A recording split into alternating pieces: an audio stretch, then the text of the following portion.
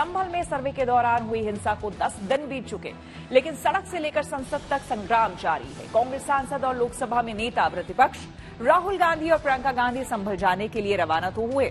उन्हें हिंसा में मारे गए लोगों के परिजनों से मिलना था, लेकिन यूपी पुलिस ने उनके काफिले को गाजीपुर बॉर्डर पर ही रोक दिया।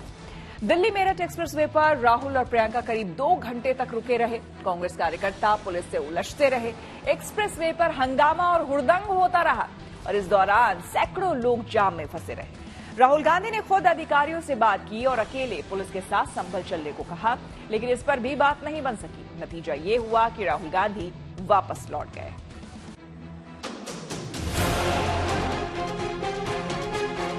ये खुदाई जो है हमारे देश का गंगा जमनी तहजीब को खो देगा। सरकार ने गंभीरता से लिया है। न्यायिक जांच भी चल रही है, उच्च स्तरीय जांच भी चल रही है। संभल में हिंसा हुई है और लोग मारे गए हैं और हम अपनी आंखों से वहां जाकर समझना चाहते थे कि हुआ क्या, मगर पुलिस ने हमें परमिशन नहीं दी।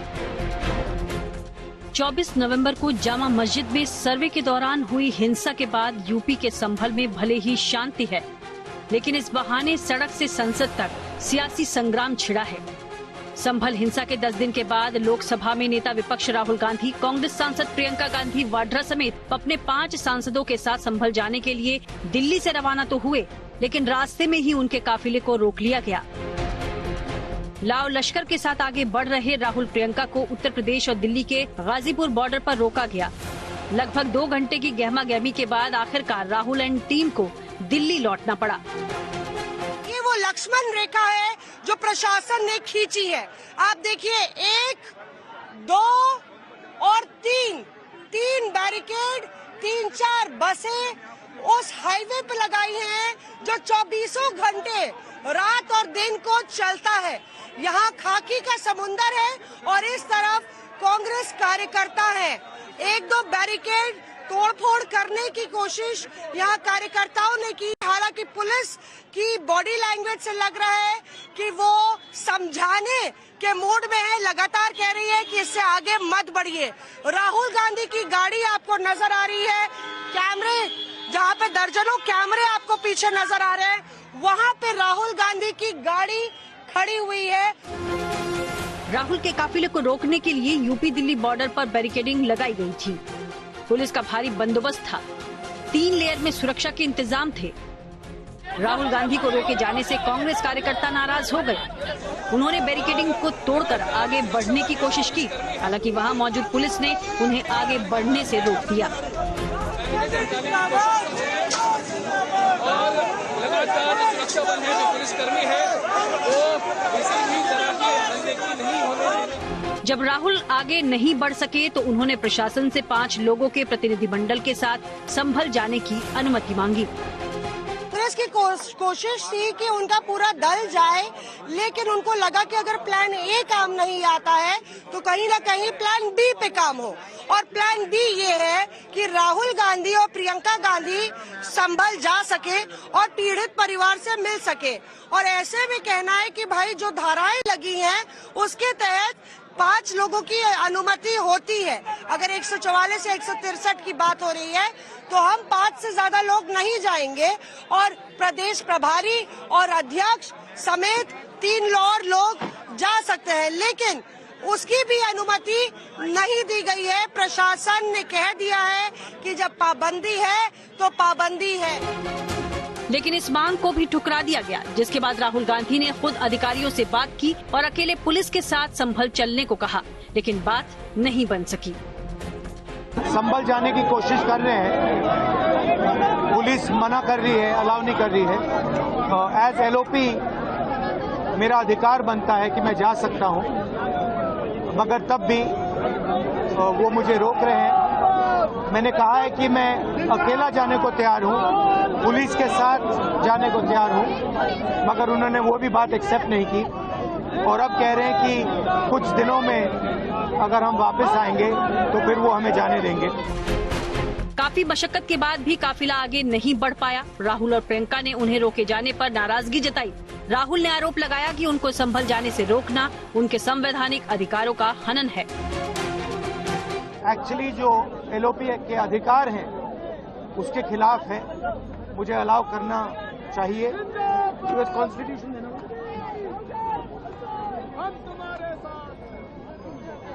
ये कॉन्स्टिट्यूशन के खिलाफ है। हम सिर्फ संभल जाना चाहते हैं, देखना चाहते हैं वहाँ क्या हुआ, लोगों से मिलना चाहते हैं।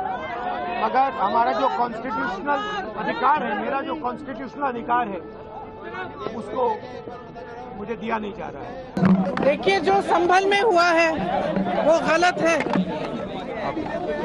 राहुल जी नेता प्रतिपक्ष हैं, उनके संवैधानिक अधिकार होते हैं, वो बाकी लोगों से अलग होते हैं, उनको रोका नहीं जा सकता इस तरह से।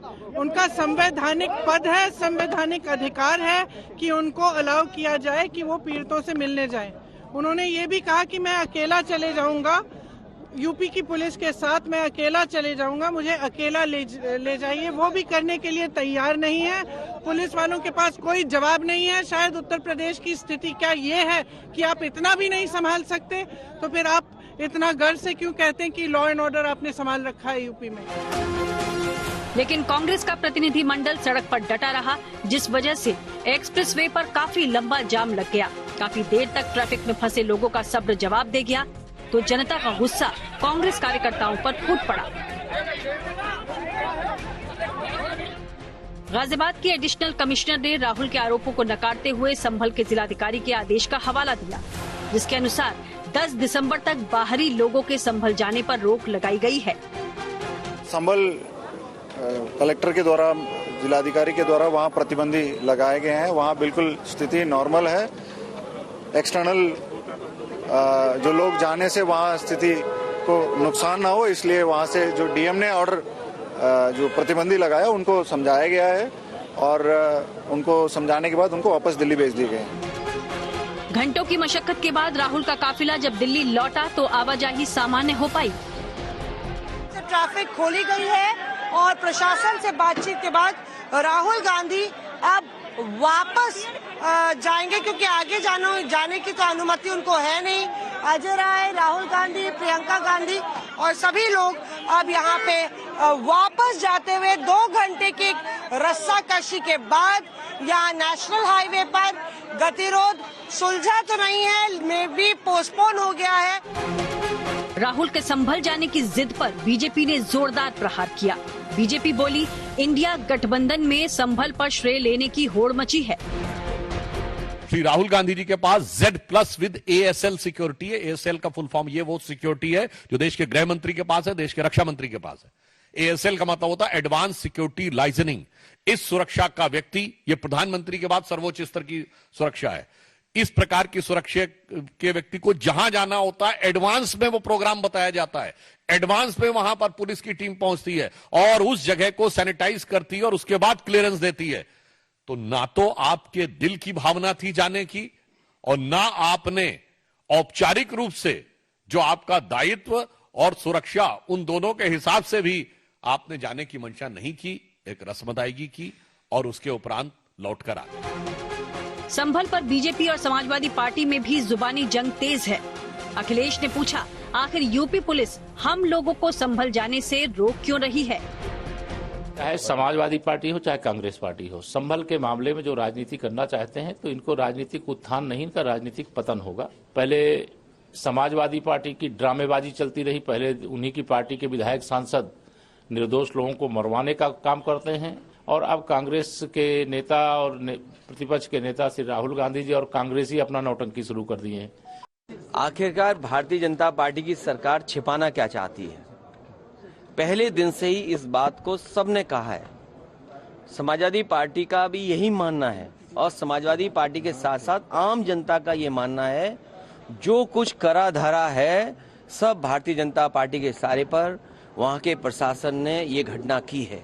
जब एक बार सर्वे के लिए सब सहमत थे, सबने सर्वे कराया, आप दोबारा सर्वे इसलिए कराने गए कि झगड़ा नहीं हुआ। जो लोग नारे लगाते गए उनके खिलाफ क्या कार्रवाई भारतीय जनता पार्टी ने की है? किसी भी दल के नेता को ये जाने नहीं दे रहे। आखिरकार छिपाना क्या चाहते हैं? संसद में राहुल को संभल जाने से रोकने पर कांग्रेस सांसदों ने हंगामा किया और बाद में विपक्ष के कई सांसदों ने सदन से वॉकआउट कर दिया।